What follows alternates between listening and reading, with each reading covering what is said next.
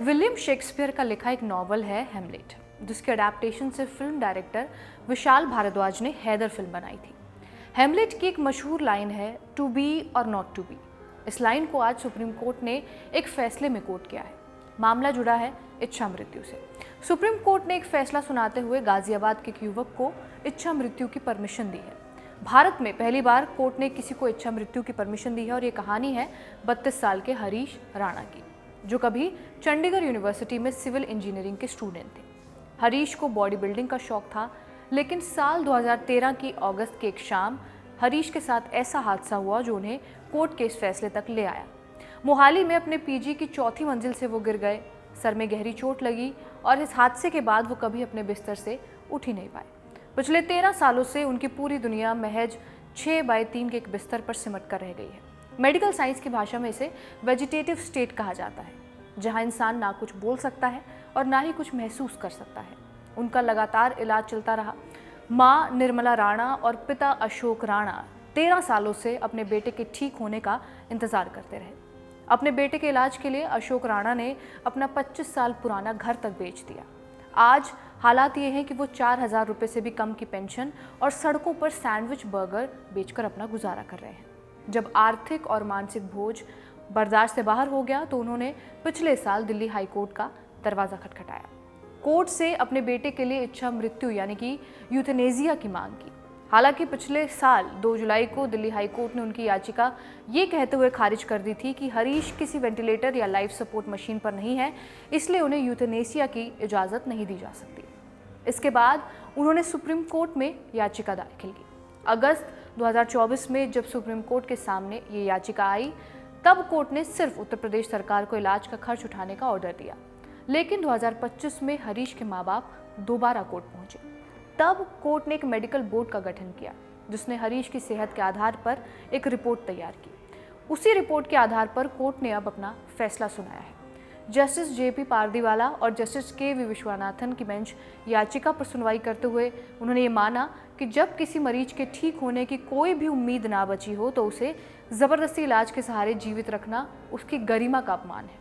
Court ने स्पष्ट कहा है कि भारत में पैसिव यूथेनेसिया कानूनी है, जिसका मतलब है कि अगर कोई मरीज ऐसी स्थिति में है जहां वो कभी ठीक नहीं हो सकता तो उसका लाइफ सस्टेनिंग ट्रीटमेंट यानी वो इलाज रोका जा सकता है, जिसकी वजह से सिर्फ उसकी सांसें चल रही हों। सुप्रीम कोर्ट ने अपने फैसले में पुराने फैसलों का भी जिक्र किया है, जिसमें जस्टिस दीपक मिश्रा और जस्टिस DY चंद्रचूड़ ने कहा था कि गरिमा के साथ मृत्यु हर इंसान का फंडामेंटल राइट है, मौलिक अधिकार है।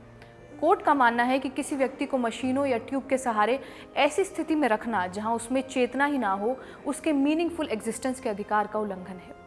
यही फैसला सुनाते हुए जस्टिस पारदीवाला ने कहा, the famous literary Shakespeare quote to be or not to be is now being used for judicially interpreting the right to die.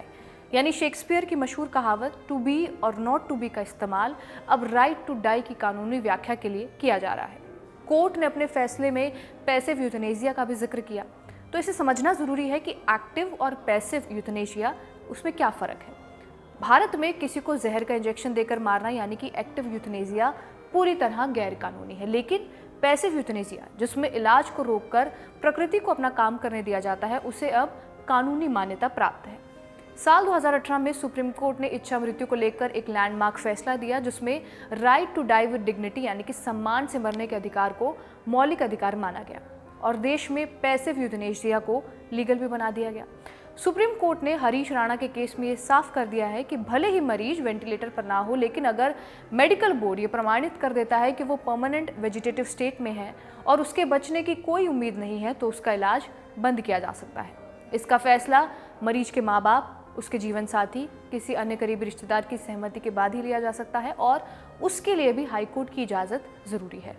माँ बाप, जीवन साथी, करीबी रिश्तेदार ना होने की सिचुएशन में मरीज के सबसे करीबी दोस्त की सहमति ज़रूरी है। यूथेनेसिया को लेकर बहस बहुत पुरानी है और पूरी दुनिया में ही है। कुछ ही ऐसे देश हैं जहां यूथेनेसिया की इजाज़त है, जैसे कि Switzerland, Austria, Belgium, Netherlands, Spain, Canada, Colombia, Australia, New Zealand और अमेरिका के 11 राज्य। लेकिन ज़्यादातर डेवलप्ड देशों में ये गैर कानूनी है। ब्रिटेन जैसे देश भी यूथेनेसिया की इजाज़त नहीं देते हैं। भारत में ये मुद्दा साल 2011 में पहली बार चर्चा में आया, जब सुप्रीम कोर्ट ने मुंबई के किंग एडवर्ड्स मेमोरियल अस्पताल की एक नर्स अरुणा शानबाग के केस में एक मेडिकल पैनल बनाया, जिसकी रिपोर्ट में कहा गया कि अरुणा के लाइफ सपोर्ट सिस्टम को हटाया जा सकता है क्योंकि उनके ठीक होने की संभावना पूरी तरह खत्म हो चुकी है। जिस अस्पताल में वो भर्ती थी, उनके स्टाफ को कोर्ट ने अरुणा का सबसे करीबी दोस्त माना और क्योंकि स्टाफ ने पैसिव यूथनेसिया पर सहमति नहीं दी थी, इसलिए अरुणा शानबाग के केस में इसे लागू नहीं किया गया। हरीश राणा के मामले में अपना फैसला सुनाते हुए सुप्रीम कोर्ट ने केंद्र सरकार को इस बारे में एक कानून बनाने की भी सलाह दी है। देखना होगा कि केंद्र सरकार इसे लेकर क्या कदम उठाती है।